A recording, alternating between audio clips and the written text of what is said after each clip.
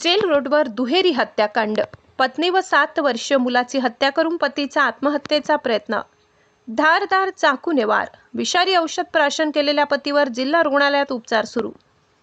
Nashik road परिसरातील gel road लगतच्या Maharudra colony, Vasant Vihar, अरिंगडे चाळ येथे सोमवारी सकाळी घडलेल्या धक्कादायक घटनेत पतीने पत्नी आणि 7 वर्षीय मुलाची निर्घृण हत्या करून स्वतः विषारी औषध प्राशन करत आत्महत्येचा प्रयत्न केल्याची घटना उघडकीस आली.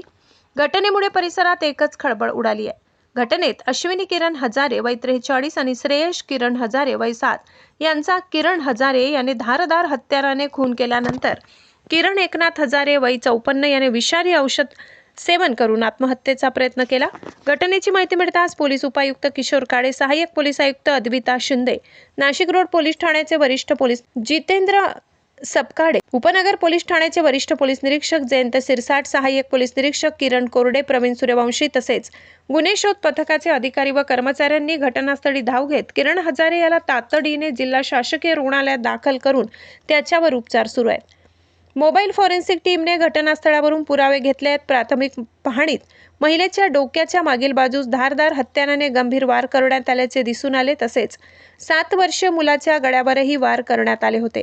अति रक्तस्राव झाल्याने दोघांचा घटनास्थळी मृत्यू झाल्याचे प्रथमदर्शनी स्पष्ट झाले. किरण हजारे व अश्विनी हजारे यांचा 2017 मध्ये दुसरा विवाह झाला होता. दोघांचेही हे दुसरे लग्न होते. किरण हजारे हा रुग्णालयांना ऑक्सिजन पुरवठा करण्यासोबतच सोलर प्लांट उभारणीचा व्यवसाय करत होता. घटनेमागील नेमके कारण अद्याप स्पष्ट झालेले नसून नाशिक रोड पोलीस घटनास्थळाचा पंचनामा करून विविध अंगांनी तपास करत आहेत. आरोपीची प्रकृती स्थिर झाल्यानंतर त्याची चौकशी करण्यात येणार असल्याची माहिती पोलिसांनी दिली.